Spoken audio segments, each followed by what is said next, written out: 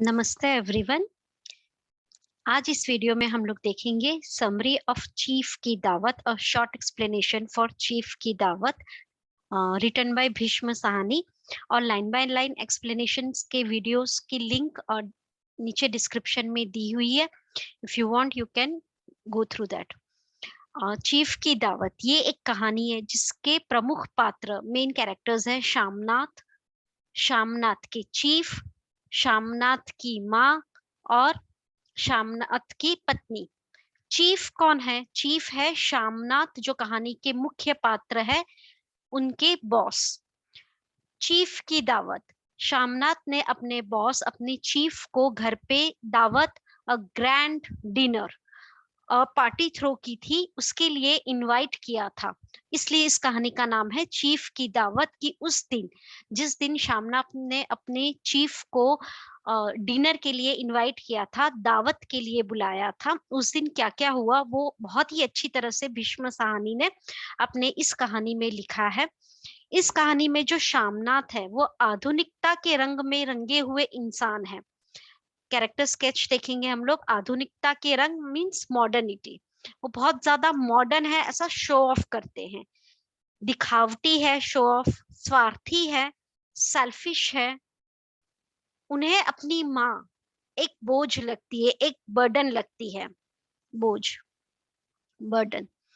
खुशामद करके तरक्की पाना चाहते। खुशामद मतलब अपने चीफ को उनको खुश करके वो प्रमोशन चाहते हैं। उनके लिए माँ के कष्ट और परेशानियों से कोई मतलब नहीं है। हम देखेंगे कि इस कहानी में वह बहुत ही असंवेदनशील है, मतलब बिल्कुल भी सेंसिटिव नहीं है। उन्हें माँ के इमोशन से कोई लेना देना नहीं है। उन्हें माँ की कमजोर आंखें, पुअर आई विजन और उम्र, ओल्ड एज की भी कोई चिंता नहीं है। इन शॉर्ट, शामनाथ कैसे हैं? स्वार्थी, सेल्फिश, घमंडी, इगोइस्टिक, दिखावटी, बहुत शो ऑफ करने वाली, क्रूअल, एक निर्दयी इंसान है जो अपनी लाइफ में आगे बढ़ना चाहते, तरक्की पाना चाहते हैं, बहुत ज्यादा शो ऑफ करते और कहीं ना कहीं अपने घर के, अपने परिवार के फैमिली मेंबर मींस परिवार के सदस्य की उपेक्षा करते। उपेक्षा मींस उन्हें इग्नोर करते हैं। उन्होंने अपने चीफ को दावत पे बुलाया है। उनके चीफ कैसे? शामनाथ के बॉस है, अमेरिकी हैं, अंग्रेजी में बातें करते, इंग्लिश में टॉक करते, सहृदय इंसान, अ काइंड हार्टेड पर्सन, अहंकार रहित। उन्हें रहित मतलब उन्हें बिल्कुल भी अहंकार नहीं है।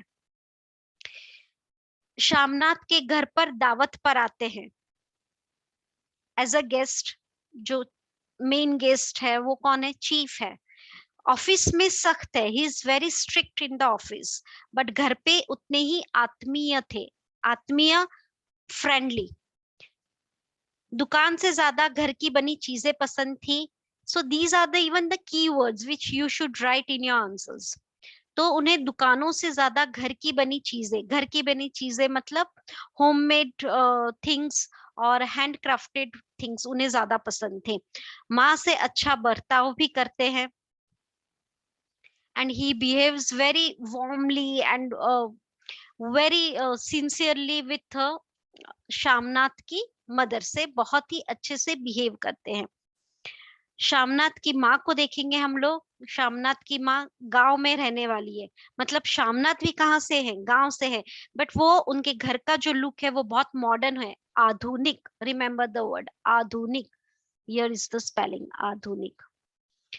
तो शामनाथ की माँ कैसी है? सीधी सादी, वेरी सिंपल, बूढ़ी, ओल्ड स्त्री है।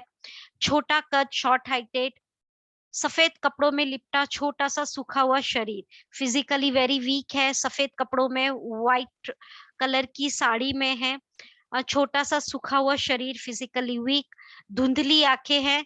रिमेम्बर द कीवर्ड्स, धुंधली आंखें, कमजोर, पुअर आई विजन। बेटे की खुशी के लिए सब कुछ कर सकती है, उनकी सारी दुनिया ही उनका बेटा है। बेटे के सारे आदेश मानती है, सारे ऑर्डर्स। वाई ऑर्डर्स हमने लिखा है क्योंकि शामनाथ अपनी माँ को ऑर्डर ही देते हैं, रिक्वेस्ट और सिंपल टोन उसे आता ही नहीं है।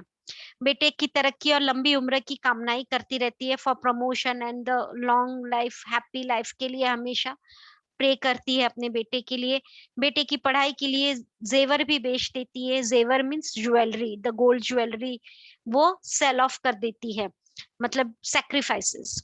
सुंदर फुलकारी बनाना जानती है, फुलकारी मतलब art work, it's not cart, here it is the bracket, okay, artwork means embroidery on a piece of a cloth. सो सुंदर फुलकारी बनाना जानती है।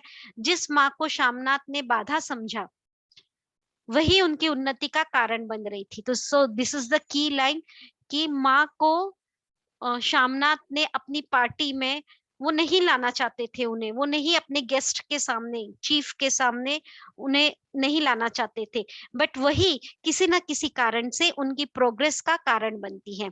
एक और कैरेक्टर है, let's go through that also, Shamnath की पत्नी, then will start with explanation in short. Shamnath की पत्नी आधुनिक पहनावा, मॉडर्न अटायर, कुशल गृहिणी, गुड हाउसवाइफ, चीफ की दावत की सारी तैयारियां करती है, ऑल प्रिपरेशंस, जो जो शामनाथ ने ऑर्डर किया था सारे प्रिपरेशन में वो शामनाथ की मदद करती है। सो वो एक कुशल गृहिणी है, गुड हाउसवाइफ। पति की उन्नति चाहती है, पति का प्रोग्रेस चाहती है, शामनाथ की माँ को अपने पास रखती है। एक इंसिडेंट है जहाँ पे शामनाथ बोलते हैं कि तुम ही ने माँ को अपने पास रखा है, नहीं तो मैं तो उन्हें अपने भाई के घर भेजना चाहता था। बॉस की पत्नी से बहुत मिलजुल कर बातें करती है। बॉस की पत्नी जो चीफ है, उनकी जो वाइफ है, उनके साथ, मीम साहब के साथ बहुत मिलजुल कर बातें करती है। माँ दावत में चीफ के सामने ना आए इस बारे में कई सुझाव भी देती है। शामनाथ नहीं चाहते थे कि उनकी माँ चीफ के सामने आए, तो वो फुल सपोर्ट करती है and she gives many suggestions, बहुत कुछ एडवाइस करती है कि किस तरह वो अपनी वो अपनी शामनाथ की माँ को चीफ के सामने आने से रोक पाए। So in short let's see the उद्देश्य। तो इस कहानी में नंबर 1 वृद्धों की समस्याएं, ओल्ड एज पीपल की प्रॉब्लम्स। नंबर 2 समाज का दिखावापन, सोसाइटी का शो ऑफ। एंड नंबर 3 मनुष्य की उधेड़बुन। वृद्धों की समस्याएं, समाज का दिखावापन तथा मनुष्य की उधेड़बुन वर्णित है। तो ये तीन, उधेड़बुन मतलब किस तरह से इंसान परेशान है, शो ऑफ करना चाहता है और घर के लोगों को इग्नोर करता है, और उसकी परेशानियां क्या क्या, उसके कारण वो किस तरह से परेशानियों से घिरा हुआ है, ये तीन चीजें दिखाई गई है। शामनाथ के घर पर चीफ की दावत में जो घटनाएं घटती है उस उनसे पता चलता है कि जो माँ पार्टी के लिए बाधा समझी जाती थी, उसी के कारण शामनाथ को तरक्की मिलने की संभावना हुई। तो जिस माँ को वो अपनी पार्टी में प्रोग्रेस का एक बाधा, एक ऑब्स्टेकल था उनके लिए, वही माँ उनकी पार्टी की चार चांद लगा देती है एंड शामनाथ की तरक्की, प्रोग्रेस के लिए एक बहुत ही कारण बनती है, एक अच्छा कारण बनती है। एक उसके बाद एक और लाइन है, यू कैन राइट, कि बुजुर्गों के प्रति आदर भाव तथा माँ की ममता का परिचय देने हेतु इस कहानी का चयन किया गया है। बुजुर्गों के प्रति आदर भाव, we should respect our elders, and माँ की ममता, माँ किस तरह सेक्रीफाइस करती है, मदर्स लव, ये भी कहानी में बताया गया है। तो टू डिफरेंट इमोशंस, एक साइड माँ किस तरह सेक्रीफाइस करती है, माँ का प्यार, एंड अदर साइड किस तरह से घर के जो एल्डर पीपल है उनको हम रिस्पेक्ट नहीं करते, उनके लिए हम बहुत ही ज्यादा इनसेंसिटिव हो गए, असंवेदनशील हो गए हैं, ये भी इस कहानी में दिखाया गया है। Now quickly let's start with our summary. इस कहानी में हम लोग देख रहे हैं कि शामनाथ ने अपने बॉस चीफ को दावत पे बुलाया है। उस समय शामनाथ के घर का माहौल कैसा था? शामनाथ और उनकी पत्नी दोनों ही काफी आधुनिक रंग में रंगे हुए थे, मॉडर्न अटायर था। उन्होंने हर जगह एक लिस्ट मीन सूची बनाई हुई थी, क्या क्या काम करने हैं, कुर्सियां, मेज, तिपाइया, सभी चीजें बराबर है कि नहीं, और ड्रिंक्स का इंतजाम हो गया था। एंड अचानक उन्हें याद आता है कि सबसे बड़ी प्रॉब्लम क्या है, शामनाथ की माँ। शामनाथ की माँ को यहाँ प्रॉब्लम कहा गया है, अड़चन, हिंदी में अड़चन। तो माँ, शामनाथ को याद आता है कि माँ का क्या हो गया। माँ का क्या होगा, मतलब उन्हें चीफ के सामने हम आने से कैसे रोक सकते हैं। इतने में ही शामनाथ अपनी पत्नी को कहते हैं कि माँ का क्या होगा, और उनकी पत्नी सजेस्ट करती है कि माँ को हम कहाँ भेजते, उनकी एक विधवा, माँ की एक विधवा दोस्त है, सहेली है, उनके घर भेज देते हैं। पर शामनाथ को उनकी पत्नी का ये सजेशन पसंद नहीं आता है।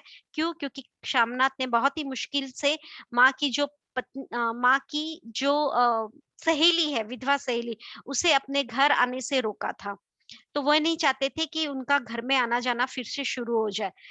तो उन्हें ये सुझाव पसंद नहीं आता है। एंड उसके बाद शामनाथ सजेस्ट करते हैं कि किसी तरह माँ को जल्दी खिला पिला के सुला दिया जाए। बट शामनाथ की माँ को जल्दी से सुला दिया जाए खिला पिला के। ये कौन सजेस्ट करता है? शामनाथ। बट शामनाथ की पत्नी कहती है कि माँ को खर्राटे लेने की आदत है और माँ का जो कमरा है वह बरामदे से लगा हुआ है। See this is the entry gate. Okay, यहाँ से अंदर आते हैं। See this open space is the veranda. Okay, यहाँ पे कहीं तो माँ का कमरा है जो वरांडे के पास है, और यहाँ थोड़ा सा अंदर जाने पे लिविंग एरिया है। सो दिस इज द बैठक living area, this is the बरामदा means veranda, and this is the माँ का कमरा। I am writing room here, माँ का कमरा। Okay, I am not able to write. ठीक है। तो शामनाथ बोलते हैं कि माँ को बंद कर देते, तो उनकी पत्नी बोलती है कि जब आप लोग ड्रिंक्स बैठक में करोगे और उसके बाद जब ओपन स्पेस बरामदे में आओगे तो माँ के खर्राटों की आवाज आएगी, तो ये एक अच्छा सुझाव नहीं है। उसके बाद शामनाथ को एक तुरंत अपनी माँ के कमरे में जाते हैं। दिस इज द कमरा माँ का। उसे कहा गया है बैठक, याद रखिए बैठक। तो माँ के बैठक में जाते हैं, नॉक करते हैं। माँ डरी हुई है। माँ डरी क्यों हुई है? क्योंकि उसे पता है कि बड़े साहब आने वाले हैं, घर में तैयारियां चल रही है, और इस सारी प्रिपरेशंस को देख के माँ डरी हुई है कहीं ना कहीं कि सब अच्छे से हो जाए। तो जल्दी से माँ के रूम में जाते हैं और कहते हैं कि माँ आप जल्दी से खाना वाना खा लेना आज, और 7:30 बजे मेहमान आए उससे पहले आप निपटा देना। तो माँ कहती है कि बेटा तुम तो जानते हो मैं मांस मछली मतलब नॉनवेज बिल्कुल नहीं खाती, और जिस दिन घर में नॉनवेज बनता है मैं उस दिन खाना भी नहीं खाती। शामनाथ को इससे कोई लेना देना नहीं है। वो कहते हैं अच्छा अच्छा ठीक है, जल्दी जल्दी अपना काम निपटा लो। ओके, व्हाटएवर, तुम्हारे काम फिनिश ऑफ करो। और उसके बाद जब हम लोग पहले बैठक में बैठेंगे, मतलब जब हम बैठक में रहेंगे लिविंग एरिया, मतलब जब चीफ और गेस्ट लिविंग एरिया में रहेंगे बैठक, तब माँ कहाँ रहेगी? कोठरी में। दिस इज बैठक, दिस इज कोठरी। तो जब हम लिविंग एरिया बैठक में बैठेंगे, तब तब माँ को कहाँ बैठने के लिए कहा है? बरामदे में बैठने के लिए कहा है। एंड जब हमारे ड्रिंक्स ओवर हो जाएंगे, हम खत्म हो जाएगा, और जब हम खाना खाने के लिए वरांडे में आएंगे मतलब बरामदे में आएंगे, तब तुम क्या कहना? यहाँ कोई तो एक वॉशरूम एरिया है, उसे कहा गया है गुसल खाना। तब तुम गुसल खाने से होते हुए लिविंग एरिया में चले जाना। ठीक है। जब हम लिविंग एरिया में रहेंगे तब तुम बरामदे में बैठना, और जब हम बरामदे में आएंगे तब तुम गुसल खाने से होते हुए लिविंग एरिया में चले जाना। So this was the reason कि माँ अपने कमरे में क्यों नहीं रह सकती थी, क्योंकि कमरा बरामदे से पास था, it was very close to बरामदा, एंड माँ वहां अगर सो जाती, खराटे लेती, तो आवाज सुनाई देता। तो माँ को कहा गया कि ये आपको बाहर ओपन स्पेस वरांडे में बैठे रहना है एक चेयर लगा के, और तुरंत ही शामनाथ एक चेयर यहाँ रख देते हैं। माँ को कमरे से निकाल के एक चेयर पे बिठा देते हैं। माँ को बोलते हैं कैसे बैठोगी माँ? आपको पैर लटका के बैठना है और टांगे ऊपर करके नहीं बैठना है। माँ को सिखाया जाता है 3 कंडीशंस। पहली, माँ को टांगे ऊपर चढ़ा के नहीं बैठना है। सेकंड, माँ को बैर फुट नंगे पांव नहीं घूमना है, उन्हें खड़ाऊ पहनकर नहीं सामने आना है, मतलब पुरानी चप्पल्स पहन के भी सामने नहीं आना है, शुड बी गुड स्लीपर्स पहन के आना है। एंड थर्ड, तुम जो कपड़े पहनोगी वो कपड़े बताओ। तो जब माँ कपड़े बताती है तो उन्हें कहा जाता है कि साड़ी नहीं, तुम्हें मॉडर्न दिखना है, तो सफेद कमीज और सफेद शलवार पहनने हैं। तो ये 3 ऑर्डर्स माँ फॉलो करती है। फिर भी शामनाथ कहीं ना कहीं अभी भी सैड है। क्यों? क्योंकि अभी भी फ्रस्ट्रेटेड है, गुस्से में है। उसे कहा गया खींच में है और क्रोधित है।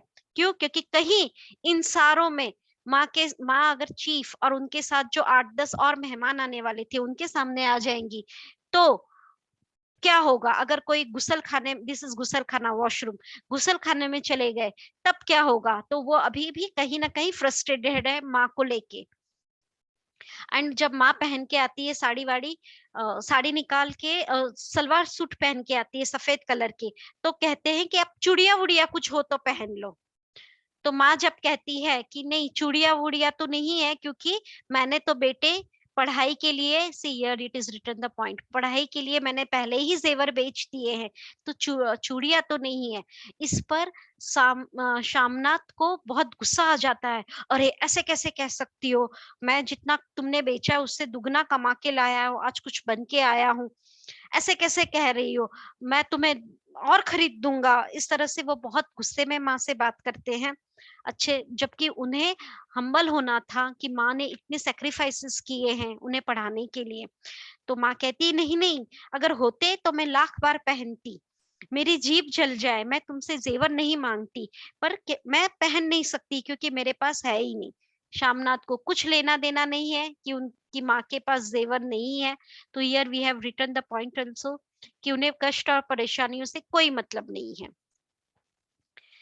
अब 5:30 बज चुके थे, गेस्ट आने वाले थे, गेस्ट के साथ, गेस्ट मींस चीफ आने वाले थे, चीफ के साथ 8-10 और देसी अफसर और उनकी स्त्रियां, मतलब अफसर और उनकी स्त्रियां, उनकी वाइफ्स भी आने वाली थी। तो सारी अफसर और स्त्रियां एंड चीफ और उनकी वाइफ, वाइफ को कहा गया है, चीफ की वाइफ को मेम साहब। मेम साहब यहाँ सेंटर ऑफ अट्रैक्शन है। सेंटर ऑफ अट्रैक्शन को हिंदी में कहा गया है आराधना का केंद्र बनी हुई थी। ओके। एंड जब पार्टी शुरू होती है, माँ कहाँ बैठी है? माँ बैठी हुई है ओपन वरांडे में एक चेयर पे। एंड पार्टी शुरू होती है। साहब को विस्की पसंद आ जाती है, मेम साहब को पर्दे, कर्टन, सोफा कवर डिजाइन। तो पार्टी इज रॉकिंग, सक्सेसफुल है। एंड खाना वाना खा के नहीं, नॉट खाना, ड्रिंक्स का दौर चलता है। आई रिपीट, ड्रिंक्स का दौर चलता है। उसे कहते हैं जब आखिरी ग्लासों में से आखिरी गुट, लास्ट सिप पीकर सब लोग बैठक से बाहर निकले, लिविंग से बाहर वरांडे में आए। तो माँ को कहाँ जाना था? गुसल खाने, वॉशरूम से होके लिविंग में जाना था, बैठक में। बट बाहर आके जब देखते हैं कि बरामदे में जैसे ही वो आते हैं तो देखते हैं कि माँ सो गई है। माँ के आवाजें आ रही है, खर्राटों की, स्नोरिंग की, लाउड वॉइस आ रही है, और माँ का सर कभी दाएं से बाएं, बाएं से दाएं, left to right, right to left हो रहा होता है। तो सभी लोग वहां हंस देते हैं। कौन लोग? जो 8 देसी अफसर थी और उनकी स्त्रियां थी, वो लोग माँ को देख के, शामनाथ की माँ को देख के हंस देते हैं। एंड शामनाथ का हाल क्या था? शामनाथ को बहुत गुस्सा आया था, चाहते थे माँ को धक्का देकर कोठरी में ढकेल दे, पर नहीं कर सकते थे। वाई? क्योंकि उनके चीफ और गेस्ट थे।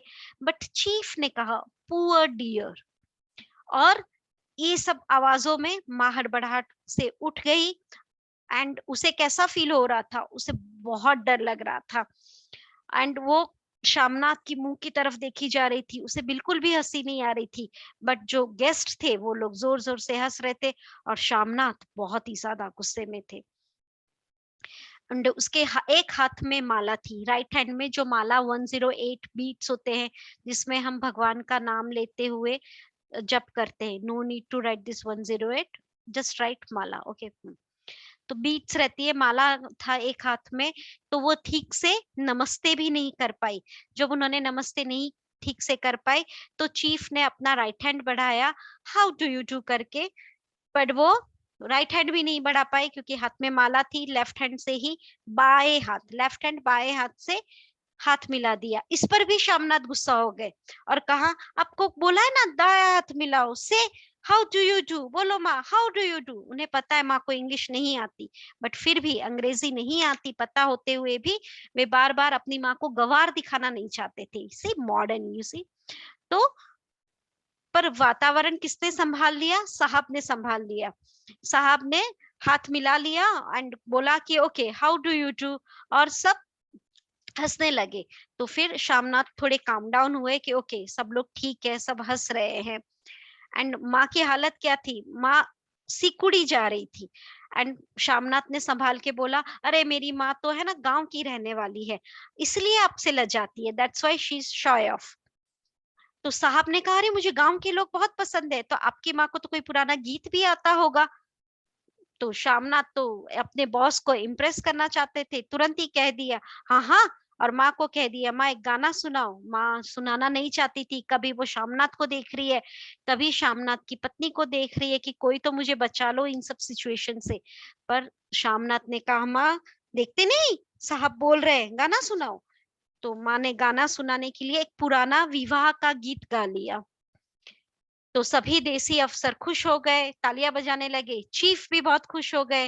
और चीफ ने ये कहा कि मुझे पंजाब के गांवों की दस्तकारी क्या है, दस्तकारी मीन्स हैंड क्राफ्ट जो है वो क्या है। तो शामनाथ ने कहा कि मैं आपको एक गिफ्ट सेट कर दूंगा। तो चीफ ने कहा, नहीं नहीं मुझे तो हाथों से बनी हुई चीजें चाहिए। तो शामनाथ ने कहा कि दस्तकारी मीन्स हैंड क्राफ्ट। तो शामनाथ ने कहा कि एक फुलकारी। माँ फुलकारी क्या है वो दिखा दो। उन्होंने बहुत समझाया, फुलकारी एक हैंड एम्ब्रॉयडरी है जो पीस ऑफ क्लोथ पे बनाया जाता है ट्रेडिशनल। साहब को समझ में नहीं आया, तो माँ की जो पुरानी फुलकारी थी वो दिखाई गई है। पुरानी फुलकारी जब दिखाई माँ ने, तो उसके थ्रेड्स जो ताने बाने थे वो टूटे हुए थे। जो तागे तागे मीन्स थ्रेड टूटे हुए थे, कपड़ा फटा हुआ था। बट साहब बहुत इंटरेस्ट शो कर रहे थे, तो शामनाथ ने कहा कि ओके हम लोग एक आपको फुलकारी बना के दे देंगे, माँ बना देगी। Because he wanted to show off, तो इम्प्रेस करना चाहते थे चीफ को। तो शामनाथ की माँ को कहा कि माँ तुम बना दोगी ना फुलकारी। माँ बेचारी बूढ़ी, हाथ कांपते हैं। अब माँ ने कहा, मैं कैसे बनाऊंगी, मुझे तो ठीक से दिखाई भी नहीं देता बेटा। बट शामनाथ को ये सब नहीं सुनना था। उन्होंने कहा, नहीं नहीं मेरी माँ बना देगी। और इस तरह साहब तो खुश हो गया, उसे थोड़ा बहुत ही हिंदी समझ में आता था, वो खुश हो गया माँ बना देगी। झूमते हुए, ड्रिंक्स किए हुए थे, झूमते हुए सब लोग खाना खाने के लिए और चल दिए। और माँ सबसे नजरें छुप के अपने कमरे में जाके बैठ जाती है, कोठरी कोठरी में जाती है। और जोर जोर से रोने लगती है, भगवान का नाम लेती है, बेटे के लिए लंबी उम्र की दुआएं करती है, खुद को काम रखने के लिए, शांत रखने के लिए कोशिश करती है। पार्टी ओवर हो जाती है। पार्टी में चार चांद किसने लगाए? शामनाथ की माँ ने। इसलिए यहाँ पे लिखा है कि शामनाथ की माँ ने उन्नति का कारण बनती है, शामनाथ का। तो जब पार्टी खत्म हो जाती है तो शामनाथ बहुत खुश है, पार्टी सक्सेसफुल है, माँ के कारण चार चांद लग गए। तो शामनाथ झूमते हुए माँ के कमरे में आते हैं और माँ को गले लगाते हैं। माँ खुश हो जाती है, रो रही होती है, पहले तो डरती है कि कहीं मुझसे एक और गलती तो नहीं हो गई। एंड फिर वो उनके आलिंगन में छिप जाती है, एक टाइट हग करते हैं। और फिर बेटे से बोलती है, जब बेटा खुश है तो ओके, खुश है तो मतलब गलती नहीं हुई है अब तो कोई। तो धीरे से कहती है, क्या कहती है? बेटा तुम मुझे हरिद्वार भेज दो, मैं कब से कह रही हूँ। शामनाथ का झूमना बंद हो जाता है। माँ को टाइट हक किया था तो उनके हाथ अब ढीले पड़ जाते हैं। एंड कहते, क्यों जाना चाहती हो तुम मुझे बदनाम करना चाहती हो कि मैं तुम्हारे अपने पास नहीं रखता है। अचानक से गर्म हो जाता है। शामनाथ की माँ कहती है, नहीं नहीं बेटा ऐसा नहीं है, पर तुम अब जैसे चाहो अपनी बीवी के साथ, अपनी स्त्री के साथ, नॉट डू नॉट राइट बीवी, ओके, राइट स्त्री के साथ, तुम जैसे चाहो अपनी स्त्री के साथ रहो। बट और मुझे हरिद्वार जाने दो, अब मैं वहां जाना चाहती हूँ। पर शामनाथ माँ को नहीं जाने देना चाहते, क्यों? क्योंकि फुलकारी कौन बनाएगा? What is Phulkari? एम्ब्रॉयडरी। तो वो कौन करेगा? वो उन्हें किसको देना था? चीफ को देना था। तो वो बोलते, अरे फुलकारी कौन बनाएगा? शामनाथ की माँ बोलती है, अरे बेटा मैं कैसे बनाऊंगी, मेरी तो आंखों में रोशनी भी अब तो ठीक से दिखाई नहीं देता है। तो श्यामनाथ गर्म हो जाते, बोलते अरे तुम मुझे धोखा देकर यूं ही चले जाओगी, मेरा काम बिगाड़ बनता हुआ काम बिगाड़ोगी, देखा नहीं साहब कितना खुश हो रहा था, मुझे तरक्की मिलेगी। ये सुन के माँ चुप हो जाती है और बोलती है अरे क्या तुम्हें तरक्की मिलेगी, प्रमोशन मिलेगा? तो वो बोलते हाँ, तो प्रमोशन मिलेगा, हो सकता है अगर उसे पसंद आ जाए तो प्रमोशन भी मिलेगा, मैं एक बड़ा अफसर बन जाऊं। ये सुन के शामनाथ की माँ बोलती है, धीरे-धीरे खुश होने लगती है। उसकी जो झुर्रियाँ है, उसपे चेहरे पे ग्लो आने लगता है, झुर्रियाँ रिंकल्स, उसके चेहरे पे, फेस पे ग्लो आने लगता है और बोलती है, "ओह! तो तेरी तरक्की होगी बेटा?" "हाँ, तो तरक्की यूँ ही हो जाएगी, साहब को खुश रखूँगा तब तरक्की होगी। देखा नहीं साहब को कितने खिदमत करने वाले लोग हैं, मतलब देखे नहीं कितने लोग सेवा करते हैं, उन्हें खुश रखते हैं। मैं खुश रखूँगा तो मुझे प्रमोशन मिलेगा।" तो ये जो माँ जो बहुत सैक्रिफाइसेस किए, बहुत बुरी तरह से उसे बिहेव किया जाता है, उसे बिल्कुल पसंद नहीं था नाचना, गाना या साहब से बात करना या घर में जो बन रहा था, जो ड्रिंक्स हो रहे थे, फिर भी वो अपने आप को एडजस्ट कर रही थी। पर ये सब भूल के अचानक से वो अब क्या सोच रही है, मेरे बेटे की तरक्की हो जाए और वो बोल रही है कि मेरे बेटे के जीवन में खुशियाँ आ जाए। और इस तरह सोचते-सोचते माँ बोलती है, "अच्छा, अच्छा मैं बना दूँगी बेटा, जैसा बन पड़ेगा बना दूँगी।" और माँ दिल ही दिल में बेटे के उज्जवल भविष्य की कामना करने लगती है। एंड श्यामनाथ क्या करते हैं, माँ के इमोशंस की बिल्कुल परवाह नहीं और कहते हैं सब सो जाओ माँ, और तनिक लड़खड़ाते हुए अपने कमरे की ओर घूम गए। तनिक लड़खड़ाना मतलब he was not able to walk properly, क्योंकि बहुत ज्यादा ड्रिंक किया हुआ था। तो तनिक लड़खड़ाते हुए कमरे की ओर चल देते। तो इस तरह ये कहानी खत्म होती है। यहाँ पे एक और जहाँ दिखाया गया है कि बेटा किस तरह उपेक्षा करता है, इग्नोर करता है, वहीं एक और दिखाया गया है कि माँ किस तरह त्याग करती है। माता-पिता सर्वस्व अपने बच्चों के लिए त्याग कर देते हैं, उनकी उन्नति के लिए हमेशा प्रार्थना करते हैं। तो इस तरह से स्वार्थी बेटे श्यामनाथ को अपनी विधवा बूढ़ी माँ का बलिदान कहीं नहीं दिखता, उन्हें दिखता है तो सिर्फ और सिर्फ दिखावटीपन, अपनी तरक्की। वो बहुत ही ज़्यादा असंवेदनशील है अपनी माँ के प्रति। और यही कहानी के लिए एक और माँ के लिए जो उपेक्षा की जाती है वो, और दूसरी ओर माँ का प्यार, यही इस कहानी में दिखाया गया है बहुत ही अच्छी तरह से। I hope this short summary, but I have tried to cover all the points, key points in this summary. Hope you all enjoyed it. Please do like, please do share it. Keep learning. All the best. Bye bye.